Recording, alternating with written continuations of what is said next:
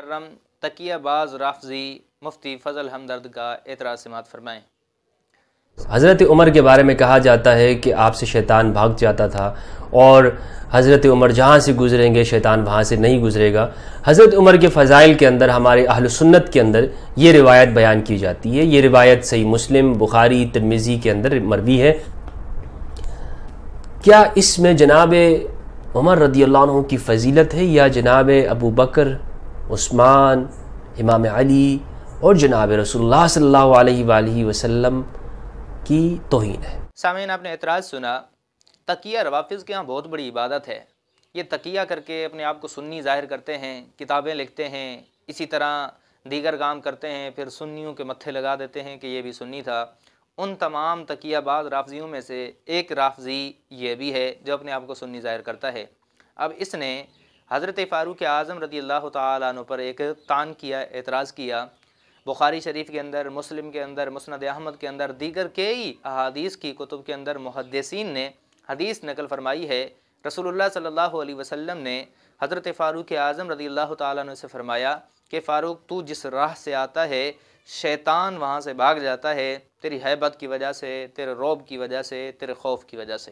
اب اس نے اس کو قابل طعن بنایا کہ دیکھیں، رسول اللہ صلی اللہ علیہ وسلم سے شیطان نہیں بھاگتا، رسول اللہ صلی اللہ علیہ وسلم سے شیطان نہیں ڈرتا، حضرت عمر سے ڈرتا تھا۔ یہ تو رسول اللہ کی توہین ہو گئی کہ نبی کو وہ فضیلت حاصل نہیں ہے اور ایک امتی کو فضیلت حاصل ہے۔ اس کے اعتراض کا یہ خلاصہ۔ اس کا یہ اعتراض قرآن و سنت سے ناواقفیت اور جہالت کی دلیل ہے۔ نمبر ایک، قرآن مجید کے اندر اللہ تبارک و تعالیٰ سورہ آل عمران آیت نمبر 37 میں ارشاد فرماتے ہیں، کلما دخل علیہا زکریا المحراب وجد عندہا رزقا قال یا مریم انا لک ھذا قالت هو من عند اللہ، کہ حضرت زکریہ علیہ السلام نبی ہیں، حضرت مریم علیہ السلام کی والدہ ہیں، وہ ان کی پرورش میں تھی۔ وہ جب باہر جاتے تو کمرے کے اندر ان کو بند کر کے جاتے اور تالا بھی لگا کے جاتے۔ پھر جب آئے ایک دن، انہوں نے دیکھا کہ حضرت مریم کے پاس پھل فروٹ پڑے ہوئے ہیں، تو انہوں نے پوچھا انا لک ھذا، مریم یہ کہاں سے آئے؟ تو انہوں نے کہا قالت هو من عند اللہ، یہ اللہ تعالیٰ کی طرف سے ہیں۔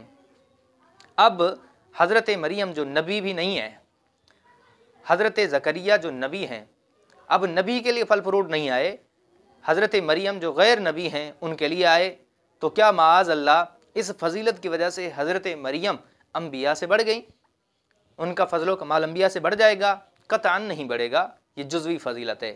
آگے چلیے، اللہ تعالیٰ نے قرآن مجید میں ارشاد فرمایا، قلنا یا نار کونی بردا و سلاما علی ابراہیم، کہ حضرت ابراہیم علیہ السلام کو جب نار نمرود میں ڈالا گیا تو اللہ تعالیٰ نے نار کو حکم دیا کہ زیادہ ٹھنڈی بھی نہیں ہونا، زیادہ گرم بھی نہیں ہونا، ابراہیم علیہ السلام پر سلامتی والی ہو جا۔ وہ سلامتی والی ہو گئی، حضرت ابراہیم علیہ السلام کو کوئی تکلیف نہیں آئی، ذرہ برابر خراش بھی نہیں آئی۔ اب یہ فضیلت حضرت ابراہیم علیہ السلام کو حاصل ہے، امت کا اجماع ہے، رسول اللہ صلی اللہ علیہ وسلم پوری کائنات کے اندر سب سے افضل ہیں۔ لیکن دیکھتے ہیں جب رسول اللہ صلی اللہ علیہ وسلم طائف گئے تبلیغ کے سفر میں، تو طائف والوں نے جو ظلم کیا تو آپ کو پتھر لگے، آپ کا جسد اطہر زخمی ہوا، خون مبارک آپ کا اتنا بہا کہ جوتی مبارک بھر گئی۔ کیا معاذ اللہ اب کوئی یہ کہہ سکتا ہے کہ نبی ابراہیم کو تو اللہ نے بچا لیا، محمد عربی کو نہیں بچایا، اس وجہ سے ابراہیم علیہ السلام کی شان ان سے بڑھ گئی؟ قطعاً نہیں، یہ جزوی فضیلت ہے۔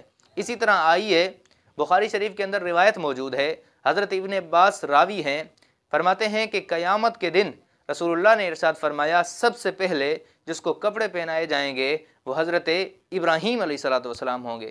اب کوئی اس سے اعتراض کر سکتا ہے کہ حضرت ابراہیم کو کپڑے پہنائے جائیں گے، رسول اللہ کو پہلے نہیں؟ معاذ اللہ، اس وجہ سے حضرت ابراہیم علیہ السلام کی شان ان سے زیادہ بڑھ گئی، وہ ان سے افضل ہو گئے؟ قطعاً نہیں۔ اسی طرح حضرت علی المرتضیٰ رضی اللہ تعالیٰ عنہ کو رسول اللہ صلی اللہ علیہ وسلم نے فرمایا کہ علی شیر خدا ہے۔ اسی طرح حضرت امیر حمزہ رضی اللہ تعالیٰ عنہ کو اللہ اور اللہ کے رسول کا شعر کہا ہے۔ تو اس کا کیا معنی ہے؟ کہ دیگر صحابہ معاذ اللہ وہ بزدل تھے، معاذ اللہ اللہ تعالیٰ کے لیے وہ جہاد کرنے والے نہیں تھے؟ اسی طرح حضرت خالد بن ولید کو سیف من سیوف اللہ کہا، اللہ کی تلواروں میں سے ایک تلوار، تو کیا باقی صحابہ ایسے تھے؟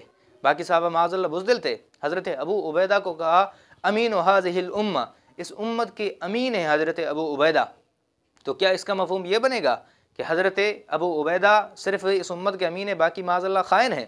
اسی طرح حضرت سلیمان علیہ السلام کو اللہ تعالیٰ نے ہوا تابع کر دی تھی، لیکن رسول اللہ کے ہوا تابع نہیں تھی، تو کیا رسول اللہ صلی اللہ علیہ وسلم تخت پہ چڑھ کے نہیں جاتے تھے، پیدل سفر کرتے تھے؟